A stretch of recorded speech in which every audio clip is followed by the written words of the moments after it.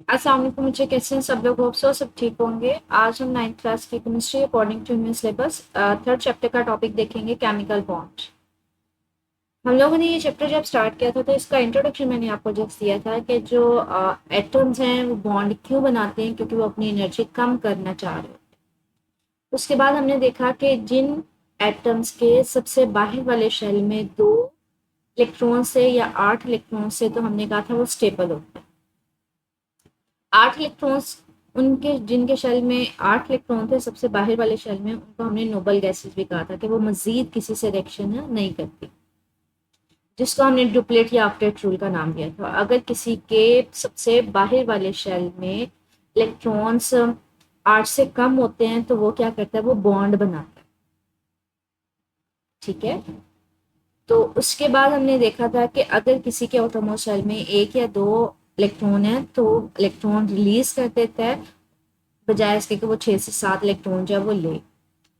और अगर किसी के बाहर वाले शेल में 7 हैं या 6 हैं, जैसे 7वें 16वें 17वें ग्रुप का हमने देखा था, तो वो इलेक्ट्रॉन को लेते हैं। और अगर कोई इलेक्ट्रॉन रिलीज कर देता है तो उसके ऊपर चार्ज जो है वो आता है पॉजिटिव, और अगर कोई ले लेता है तो वो नेगेटिव आता है। तो ये प्रीवियस लेक्चर है जिसको मैंने सिर्फ थोड़ा सा अ, कह लें कि रिवाइज करवाया। आप प्रीवियस लेक्चर से लास्ट में मेक श्योर कीजिएगा कि देख लें, उसमें हमने ये डिटेल में देखा। कहते हैं केमिकल बॉन्ड है क्या? केमिकल बॉन्ड कशिश की वो कुव्वत है जो एटम्स को मॉलिक्यूल या कंपाउंड की में बांध के रखती है। कहते हैं बॉन्ड की वजह से एटम्स जो है वो आपस में जुड़े होते हैं, और एक से ज्यादा जब एटम्स मिले हो ना तो उसको हम लोग मॉलिक्यूल का नाम देते हैं या फिर कंपाउंड का नाम देते हैं। ठीक है। तो हमारे पास नेक्स्ट वो बात करते हैं, जब दो मुख्तलिफ अशिया के एटम्स एक दूसरे के करीब आते हैं तो दो बातें मुमकिन हो सकती हैं। पहली ये बात कि इनके दरमियान कशिश की कुव्वत जन्म लेती है, जबकि दूसरा ये बात कि इनके दरमियान दफा की कुव्वत जन्म लेती है। अगर ये आपको मैं 2 हाइड्रोजन एटम दिखाऊं, हाइड्रोजन के एटम में क्या होता है, सेंटर में न्यूक्लियस होता है जिसके पर प्लस चार्ज होता है, उसके बाहर जो है इलेक्ट्रॉन घूम रहा होता है। एक ये हाइड्रोजन है, एक ये हाइड्रोजन है, इसके सेंटर में भी प्लस एक प्रोटॉन है और बाहर एक इलेक्ट्रॉन घूम रहा है। तो ये देखिए, अब इलेक्ट्रॉन इलेक्ट्रॉन के दरमियान कौन सी फोर्स है? वो रिपल्सिव फोर्स है। प्रोटॉन प्रोटॉन के दरमियान कौन सी फोर्स है? या न्यूक्लियस न्यूक्लियस के दरमियान कौन सी है? रिपल्सिव फोर्स है। लेकिन ये देखें, ये वाला जो न्यूक्लियस है इस इलेक्ट्रॉन के ऊपर कौन सी फोर्स लगा रहा है? अट्रैक्टिव। इसके ऊपर कौन सी लगा रहा है? वो भी अट्रैक्टिव लगा रहा है। ये इसके ऊपर कौन सी लगा रहा है? अट्रैक्टिव। और इसके ऊपर कौन सी लगा रहा है? वो भी अट्रैक्टिव लगा रहा है। तो यहाँ पे 2 तरह के फोर्सेज हो सकते हैं। या तो वो एक दूसरे के ऊपर दफा की फोर्स, मतलब एक दूसरे को रिपेल करेंगे, एक दूसरे को दफा करेंगे, दूर दूर जाएंगे। और अगर सेम चार्जेस हों तो उनके दरमियान जो फोर्स होती है वो हमेशा दफा की फोर्स होती है या रिपल्सिव फोर्स है। तो इलेक्ट्रॉन्स इलेक्ट्रॉन्स के दरमियान रिपल्सिव फोर्स होगी, दफा की फोर्स होगी। प्रोटॉन या न्यूक्लियस न्यूक्लियस के दरमियान भी दफा की फोर्स होगी। लेकिन प्रोटॉन और इलेक्ट्रॉन के दरमियान, या प्रोटॉन ये वाले इलेक्ट्रॉन के दरमियान, हमेशा कशिश की फोर्स है। तो कहते हैं यहाँ पे 2 तरह की फोर्सेज हो सकती है, या तो दफा की फोर्स हो सकती है या फिर कशिश की फोर्स हो सकती है। ठीक है। पहली बात यह है कि इनके दरमियान कशिश की कुव्वत जन्म ले सकती है। दूसरा इम्कान ये भी है कि उनके दरमियान दफा की फोर्स हो। कहते हैं सपोज करें कि अगर मेरे पास ये जो कशिश की फोर्स है, मतलब ये जो एक दूसरे को अट्रैक्ट कर रहे हैं, ठीक है, ऑपोजिट हमेशा अट्रैक्ट करते हैं, उनके दरमियान कशिश की फोर्स होती है। अगर ये फोर्स ज्यादा हो, ठीक है, तो ये अगर ये कशिश की फोर्स ज्यादा है तो ये दोनों क्या करते हैं, मिलके एक दूसरे के साथ कंबाइन हो जाते हैं। 2 हाइड्रोजन एटम मिलेंगे तो आपको हाइड्रोजन क्या लेंगे, गैस दे देंगे, H2 दे देंगे। ठीक है। तो इन केस अगर इनके दरमियान जो है हमारे पास कशिश की फोर्स ज्यादा है, अट्रैक्शन की फोर्स ज्यादा है, तो ये दोनों मिलके आपको क्या देंगे, मॉलिक्यूल बना देते हैं। अगर उनके दरमियान दफा की फोर्स ज्यादा है तो वो क्या होंगे, एक दूसरे से अलहदा हो जाएंगे। अगर इसको हम लोग देखें, तो अगर 2 हाइड्रोजन एटम्स के दरमियान कशिश की फोर्स ज्यादा हो ओवरऑल, तो वो दोनों मिलके आपस में मर्ज हो जाते हैं, एक दूसरे के साथ बॉन्ड बना लेते हैं। तो हम कहते हैं वहां पे हाइड्रोजन मॉलिक्यूल बन जाता है, हाइड्रोजन गैस बन जाता है। ठीक है। लेकिन अगर इनके दरमियान दफा की फोर्स ज्यादा होगी तो एक दूसरे के से दूर दूर चले जाएंगे। ठीक है। आगे कहते हैं हमारे पास जो है ना, केमिकल बॉन्ड की 3 अकसाम होती है, 3 तरह के हमारे पास बॉन्ड होते हैं। एक होता है आयनिक बॉन्ड, दूसरा होता है कोवलेंट, और तीसरा होता है कोऑर्डिनेट कोवलेंट बॉन्ड। आज हम देखेंगे आयनिक बॉन्ड। आयनिक का मतलब होता है जिसके ऊपर कोई ना कोई आयन हो, चार्ज हो, या प्लस चार्ज हो या फिर माइनस चार्ज हो।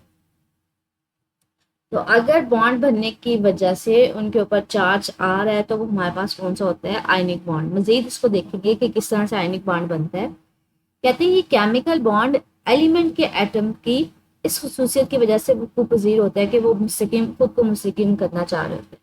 ये हमने इस चैप्टर के स्टार्ट में पढ़ा था कि कोई से भी एटम्स क्यों बॉन्ड बनाते हैं, क्योंकि वो अपने आप को स्टेबल करना चाह रहे होते हैं, मुस्तहकम करना चाह रहे होते हैं। इस कोशिश में एटम अपने बैरूनी शेल में मौजूद इलेक्ट्रॉन्स खो देते हैं या फिर इलेक्ट्रॉन जज़ब करते हैं। और हमने कहा था स्टेबल कब होते हैं, जब उनके सबसे बाहर वाले शेल में 2 इलेक्ट्रॉन्स होते हैं या 8 इलेक्ट्रॉन्स होते हैं। तो वो 8 इलेक्ट्रॉन्स पूरे करने के चक्कर में या तो इलेक्ट्रॉन्स दे देते हैं या फिर किसी से ले लेते हैं, अब्जॉर्ब कर लेते हैं। दरअसल ये एटम इस कोशिश में होते हैं कि इनके बैरूनी शेल में इलेक्ट्रॉन्स की तादाद क्या हो, एक नोबल गैस जितनी हो। मतलब नोबल गैस जितने का मतलब है इनके बाहर वाले शेल में इलेक्ट्रॉन्स की तादाद कितनी हो, 8 हो। नोबल गैसेस वही होती है जिनके सबसे बाहर वाले शेल में इलेक्ट्रॉन्स की तादाद 8 होती है। तो बेसिकली 8 इलेक्ट्रॉन्स पूरे करना चाहते हैं कि 8 इलेक्ट्रॉन्स उनके आउटरमोस्ट शेल में हो जाएंगे तो वो स्टेबल हो जाएंगे। कहते हैं आइए सोडियम क्लोराइड जैसे सादा लेकिन अहम कंपाउंड के बनने के अमल से इस बॉन्ड को समझते हैं। आयनिक कंपाउंड कहते हैं सोडियम क्लोराइड की हमने एग्जांपल लेनी है, सोडियम लेना और क्लोरीन लेना। आयनिक बॉन्ड इस वक्त मौजूद में आता है जब सोडियम क्लोरीन केमिकल रिएक्शंस करते हैं, इनके इलेक्ट्रॉनिक कॉन्फ़िगरेशन शक्ल में दी गई है। कहते हैं हमारे पास पता है क्या होता है, सोडियम में जो टोटल इलेक्ट्रॉन्स होते हैं वो 11 होते हैं, लेकिन ये पहले ग्रुप का एलिमेंट है। आपको मैंने पीरियोडिक टेबल दिखाया था, ये देखें, ये मैंने पीरियोडिक टेबल दिखाया था। इसमें जो पहला ग्रुप है ना, इसमें है सोडियम। इसमें टोटल तो इलेक्ट्रॉन्स 11 होते हैं, लेकिन जो सबसे बाहर वाले शेल में इलेक्ट्रॉन्स कितने होते हैं, वो 1 होता है। मैंने कहा था ये ग्रुप नंबर हमें बेसिकली बता रहा होता है कि लास्ट वाले शेल में कितने इलेक्ट्रॉन्स हैं। तो लास्ट वाले शेल में सोडियम के कितने इलेक्ट्रॉन है, 1। और क्लोरीन अगर देखें ये 17वां, जिसको मैंने कहा था कि आप इसको 7 कंसीडर करते हैं। ओके, 1 2 ये ज्यादा एलिमेंट हमारे पास कॉमन नहीं होते, तो हम इसको निगलेक्ट करके 3 4 5 6 7 8, तो मैंने कहा था जितना उसका ग्रुप नंबर होता है उसका मतलब होता है उसके सबसे बाहर वाले शेल में उतने इलेक्ट्रॉन्स हैं। अब ये क्लोरीन किस में है, 7वें में है या 17वें में है, तो इसका मतलब है इसके सबसे बाहर वाले शेल में क्या है, 7 इलेक्ट्रॉन्स है। आप इसको इस तरह से भी याद कर सकते हैं, 13वां 14वां आप 1 का डिजिट स्किप करते जाए, तीसरा चौथा पांचवा छठा सातवां आठवां, तो सातवां का मतलब 17वां मतलब सातवां सबसे बाहर वाले शेल में कितने इलेक्ट्रॉन्स है, 7। सोडियम के पास टोटल 11 है, लेकिन सबसे बाहर वाले शेल में इलेक्ट्रॉन 1 है क्योंकि पहले ग्रुप से है। और क्लोरीन के सबसे बाहर वाले शेल में इलेक्ट्रॉन्स कितने हैं, 7। तो ये देखिए वो यही बात कर रहे हैं कि सोडियम जो है हमारे पास टोटल इसमें 11 इलेक्ट्रॉन्स है, लेकिन जो सबसे लास्ट वाला शेल है उसमें 1 इलेक्ट्रॉन है। इसी तरह से क्लोरीन में 17 है, तो इसके सबसे लास्ट वाले शेल में 7 इलेक्ट्रॉन है। अगर मैं इसको डायग्राम के जरिए दिखाऊं तो ये देखें, ये सोडियम है, ये क्लोरीन है। अब हमारा किसी चीज से कंसर्न नहीं है, हमारा मकसद है ये बाहर वाला जो सबसे बाहर वाला शेल। अब इसमें सोडियम के पास कितने हैं, 1 इलेक्ट्रॉन है। और अगर क्लोरीन का सबसे बाहर वाला शेल देखें, इसमें कितने इलेक्ट्रॉन्स हैं, 7 इलेक्ट्रॉन है। मैंने कहा है कि कब स्टेबल होता है कोई एटम, कब मुस्तहकम होता है, जब उसके सबसे बाहर वाले शेल में 8 इलेक्ट्रॉन। तो इसके पास तो 1 है ना, तो अगर इसको 8 पूरे करने इसको तो 7 लेने पड़ेंगे, जो मुश्किल है। इसके पास 7 हैं तो इसको 1 सिर्फ लेना पड़ेगा, जो आसान है। तो ये क्या करता है, ये सोडियम से इलेक्ट्रॉन ले लेता है। अब अगर ये सोडियम इलेक्ट्रॉन दे देगा बच्चे, इसके पास ये वाला शेल आ जाएगा, इसमें तो 8 इलेक्ट्रॉन पूरे हैं, तो ये भी स्टेबल हो जाएगा। और इसके पास जब इसका इलेक्ट्रॉन सोडियम का आ जाएगा तो ये भी स्टेबल हो जाएगा। और मैंने एक और बात की थी, अगर कोई एटम इलेक्ट्रॉन देता है तो उसके ऊपर प्लस चार्ज आता है, अगर कोई लेता है तो उसके ऊपर नेगेटिव चार्ज आता है। तो सोडियम यहाँ पे अपना जो सबसे बाहर वाले शेल में 1 इलेक्ट्रॉन है वो दे देगा, इसके ऊपर प्लस चार्ज आ जाएगा। क्लोरीन वो ले लेगा, तो अब इसके ऊपर 8 इलेक्ट्रॉन पूरे हो गए, लेकिन इसके ऊपर क्या हो गया, नेगेटिव चार्ज।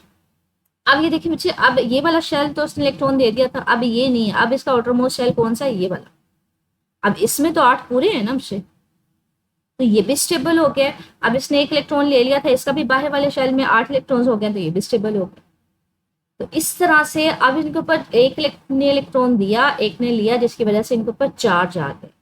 एक ऊपर प्लस चार्ज आ जाता है जो इलेक्ट्रॉन देता है, एक ऊपर नेगेटिव चार्ज आ जाता है जो इलेक्ट्रॉन लेता है। तो ये जो चार्जेस का बनना है, आयंस का बनना है, चार्जेस को आयंस बोलते हैं। तो इस तरह के बॉन्ड को हम क्या कहते हैं, आयनिक बॉन्ड कहते हैं।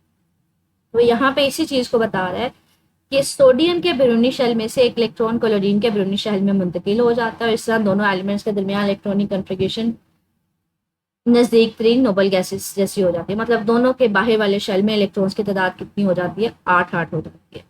सोडियम अपना एक इलेक्ट्रॉन दे देता है, मतलब बच्चे इक्वल इक्वेशन ये जो होता है ना, ये एरो एरो की दूसरी साइड पर अगर लिखे ना राइट साइड पे, इसका मतलब है वहां से इलेक्ट्रॉन निकला है। अगर एरो की लेफ्ट साइड पे लिखे, इसका मतलब है वो इलेक्ट्रॉन्स को ले रहा है। तो यहाँ पे सोडियम था, सोडियम से इलेक्ट्रॉन निकला तो इसके ऊपर चार्ज कौन सा आ गया, प्लस। क्लोरीन ने वही इलेक्ट्रॉन लिया तो इसके ऊपर चार्ज कौन सा आ गया, नेगेटिव। अब हमने ये क्वेश्चन बतानी है कि ओवरऑल ये हमारे पास क्या है, सेम है। एन ए इधर से, सी एल इधर से, ये एक इलेक्ट्रॉन जितना उसने दिया था उतना ही उसने ले लिया, मतलब वो रिएक्शन में यूज हो गया। तो इलेक्ट्रॉन इलेक्ट्रॉन खत्म हो जाएगा, यहाँ से N A positive, C L negative आ जाएगा। ये हमें ओवरऑल बता रहा है कि रिएक्शन में जो इलेक्ट्रॉन लिया था वो अगर किसी ने दिया था तो वो किसी ने अब्जॉर्ब भी कर लिया, जिसकी वजह से आइंस बने। ठीक है, तो यहाँ पे सोडियम क्लोराइड को सिर्फ और सिर्फ बाहर वाले शेल को बता रहे हैं कि सोडियम में बाहर वाले शेल में एक इलेक्ट्रॉन था, क्लोरीन में 7 थे। क्लोरीन ने एक इलेक्ट्रॉन ले लिया, अब इसके पास 8 हो गया। सोडियम के ऊपर प्लस चार्ज आ गया और क्लोरीन के ऊपर नेगेटिव चार्ज आ गया। मैंने इसकी डायग्राम जो बता दी है वो एक बेटर डिस्क्रिप्शन बता रही है, जिसमें आपको ये नजर आ रहा है कि अगर इलेक्ट्रॉन अपना इलेक्ट्रॉन दे देगा सोडियम, तो उसका जो नीचे वाला शेल है उसमें 8 इलेक्ट्रॉन उसके पूरे हो जाए, और अगर ये एक इलेक्ट्रॉन ले लेगा तो इसके भी 8 इलेक्ट्रॉन है, तो ये दोनों ही स्टेबल हो जाएंगे। अब यहाँ पे यही बात कर रहा है, कहते हैं इसी तरह से सोडियम फ्लोरीन और ब्रोमीन से रिएक्ट करके बिल तरतीब सोडियम फ्लोराइड और सोडियम ब्रोमाइड बनाता है। ये जो हमारे पास फ्लोरीन और ब्रोमीन है, ये भी हमारे पास 7वें ग्रुप के ही एलिमेंट्स है, मतलब इनके भी सबसे बाहर वाले शेल में 7 इलेक्ट्रॉन्स ही हैं। तो सोडियम इनको भी अपना एक एक इलेक्ट्रॉन दे देगा, तो यहाँ पे फ्लोरीन की जगह फ्लोरीन आ जाएगा या फिर ब्रोमीन आ जाएगा, बाकी रिएक्शन उसी तरह से। अच्छा, इसको डायग्रामेटिकली तो यह ऐसे शो किया हुआ है, लेकिन इसको डॉट और क्रॉस इस तरह से भी इसकी डायग्राम बनाई जाती है कि हमारे पास क्या था, सोडियम के ऊपर प्लस चार्ज है, क्यों, क्योंकि उसने अपना एक इलेक्ट्रॉन दे दिया। ये क्रॉस इलेक्ट्रॉन किसका है, सोडियम का। क्लोरीन के ऊपर डॉट जो ये शो कर रहे हैं, इसके 7 इलेक्ट्रॉन थे, तो इसने अपना एक इलेक्ट्रॉन इससे लिया, इसके ऊपर इसका चार्ज कौन सा है, नेगेटिव। ये हमें बता रहा है कि यहाँ पे एक ने इलेक्ट्रॉन दिया है और एक ने रिसीव किया है। जो देता है उसके ऊपर प्लस चार्ज आता है, जो इलेक्ट्रॉन ले लेता है उसके ऊपर नेगेटिव चार्ज आता है। ये बात याद रखनी चाहिए कि मुंतकिल होने वाला इलेक्ट्रॉन या इलेक्ट्रॉन्स हमेशा एटम के ब्रूनी शेल में मौजूद होता है। हमने ये देखा था ना बच्चे, अगर किसी ने क्लोरीन ने इलेक्ट्रॉन लिया था तो वो उसके सबसे बाहर वाले शेल ने लिया, ठीक है, और वो उसी में मौजूद था। ऊपर दी गई मिसाल में बनने वाले सोडियम क्लोराइड में सोडियम और क्लोरीन के दरमियान इलेक्ट्रोस्टैटिक फोर्स वजूद में आती है। बच्चे इलेक्ट्रोस्टैटिक फोर्स क्या होती है, जो फोर्स चार्जेस के दरमियान। अब ये देखें, इसने ले लिया इलेक्ट्रॉन, इसने सोडियम ने दे दिया, क्लोरीन ने रिसीव किया, सोडियम के ऊपर प्लस चार्ज आ गया, क्लोरीन के ऊपर नेगेटिव चार्ज आ गया। ये जो चार्जेस के दरमियान फोर्स है ना, इसको इलेक्ट्रोस्टैटिक फोर्स बोलते हैं। ठीक है, तो यहाँ पे यही कह रहे हैं कि सोडियम क्लोराइड में मौजूद सोडियम और क्लोराइड आयंस, प्लस और माइनस आयंस के दरमियान कौन सी फोर्स आती है, इलेक्ट्रोस्टैटिक फोर्स। इस तरह से वजूद में आने वाले केमियाई बॉन्ड को क्या कहते हैं, आयनिक या इलेक्ट्रोवेलेंट बॉन्ड कहते हैं। ठीक है, जिसमें एक इलेक्ट्रॉन दे रहा होता है और एक उसको क्या कर रहा होता है, अब्सॉर्ब कर रहा होता है। कहते हैं कैल्शियम, एक और एग्जांपल लेते हैं। वैसे ये लॉन्ग क्वेश्चन यहाँ तक मुझे एंड हो जाना चाहिए, ठीक है। ये फर्दर उसकी डिस्क्रिप्शन है, अगर ये लॉन्ग क्वेश्चन आता है right detail note on ionic compound, तो यहाँ तक एंड हो जाता है। ये अलग से शॉर्ट क्वेश्चन बन सकता है कैल्शियम का, या फिर एमसीक्यू बन सकता है। कहते हैं कैल्शियम जो कि एक अल्कलाइन अर्थ मेटल है, अल्कलाइन अर्थ मेटल हमने पढ़ा था पहले और दूसरे ग्रुप के एलिमेंट्स को। पहले ग्रुप के एलिमेंट को हमने कहा था अल्कली मेटल्स होती हैं, और जो दूसरा होता है वो अल्कलाइन अर्थ मेटल्स होते हैं। ये पीरियोडिक टेबल में हमारे पास जो पहले ग्रुप के एलिमेंट्स हैं ये अल्कली मेटल्स हैं, और ये जो सेकंड ग्रुप के एलिमेंट्स हैं ये अल्कलाइन अर्थ मेटल्स हैं। मैंने कहा था ग्रुप नंबर हमें बता रहा होता है कि सबसे बाहर वाले शेल में कितने इलेक्ट्रॉन्स हैं। अब ये हमारे पास पहला ग्रुप है, तो इन सबके सबसे बाहर वाले शेल में एक इलेक्ट्रॉन होंगे। अब इसका क्या है, दूसरा ग्रुप है, तो सबसे बाहर वाले शेल में कितने इलेक्ट्रॉन्स होंगे, 2। तो कैल्शियम के बाहर वाले शेल में कितने इलेक्ट्रॉन्स होते हैं? 2। अब यहाँ पे ये देखिए 16वां, मैंने कहा था ये 1 के डिजिट को स्किप करना है आपने, तीसरा, चौथा, पांचवा, छठा, सातवां, आठवां लेना। अगर यहां से मैं कोई सा भी ले लूं तो इनके सबके क्या होंगे, छठे ग्रुप के सबसे बाहर वाले शेल में कितने इलेक्ट्रॉन्स होंगे? 6 होंगे। तो यहाँ पे ये देखिए कैल्शियम जो हमने दूसरे ग्रुप का एलिमेंट लिया है, इसके सबसे बाहर वाले शेल में कितने इलेक्ट्रॉन्स हैं? 2। ये क्या करता है, आपने दोनों इलेक्ट्रॉन दे देते हैं। एक इलेक्ट्रॉन देंगे तो एक चार्ज आएगा इसके ऊपर प्लस, अगर 2 इलेक्ट्रॉन देगा तो 2 प्लस चार्ज आएगा। अब 2 इलेक्ट्रॉन निकले हमसे, तो क्या करते हैं, 2 क्लोरीन एटम, क्योंकि एक क्लोरीन के सबसे बाहर वाले शेल में कितने इलेक्ट्रॉन्स हैं? 7 हैं। अगर मैं एक और लूंगी तो उसके भी क्या होंगे? 7 होंगे। तो 2 क्लोरीन एटम अपना अपना ऑक्टेट पूरा करने के लिए 2 इलेक्ट्रॉन्स ले लेंगे। ये 2Cl-1। अगर इसको डायग्रामेटिकली बताएं तो ये कैल्शियम है जिसके बाहर वाले शेल में कितने इलेक्ट्रॉन्स हैं? 2। ये 2 क्लोरीन के साथ रिएक्ट करता है, क्योंकि ये क्लोरीन है, इसके बाहर वाले शेल में 7 हैं, इसके भी 7 हैं। इसको भी एक ही इलेक्ट्रॉन चाहिए, इसको भी एक ही इलेक्ट्रॉन चाहिए, तो ये ले लेते हैं, एक ये ले लेते हैं। इसके ऊपर प्लस चार्ज आ जाता है, मतलब 2 इलेक्ट्रॉन्स ये देगा ना, तो इसके ऊपर +2 चार्ज आएगा, 2 प्लस चार्ज आ जाएगा। अब इसने एक इलेक्ट्रॉन लिया था तो इसके ऊपर 1 माइनस चार्ज आएगा, इसने भी एक इलेक्ट्रॉन लिया था तो इसके ऊपर भी -1 चार्ज आएगा। ठीक है, आप इसको इस तरह से भी शो कर सकते हैं कि कैल्शियम ने 2 इलेक्ट्रॉन्स दिए थे तो इसके ऊपर 2 प्लस चार्ज आ गया, एक ये वाले क्लोरीन ने लिया था, एक ये वाले क्लोरीन ने लिया था, तो इसके ऊपर भी माइनस, इसके ऊपर माइनस। ये क्रॉस का मतलब है ये कैल्शियम का इलेक्ट्रॉन है।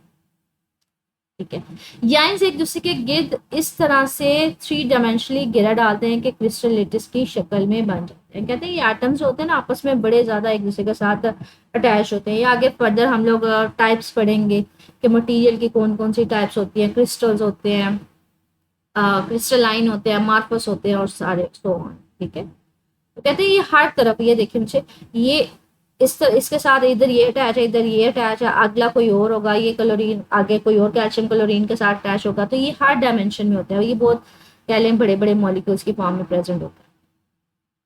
कहते हैं इसके अलावा आयनिक कंपाउंड की और भी बहुत सी मिसालें हैं, कैल्शियम क्लोराइड है, पोटाशियम ब्रोमाइड है, सोडियम क्लोराइड है, तो ये हमारे पास वो सारी की सारी चीजें। अब ये देखिए कि क्वेश्चन पूछा किस तरह से जा सकता है। अच्छा, यहाँ पे लॉन्ग क्वेश्चन है, आयनिक और कोवलेंट बॉन्ड कैसे बनते हैं। आज आपने सिर्फ और सिर्फ आयनिक बॉन्ड पढ़ा।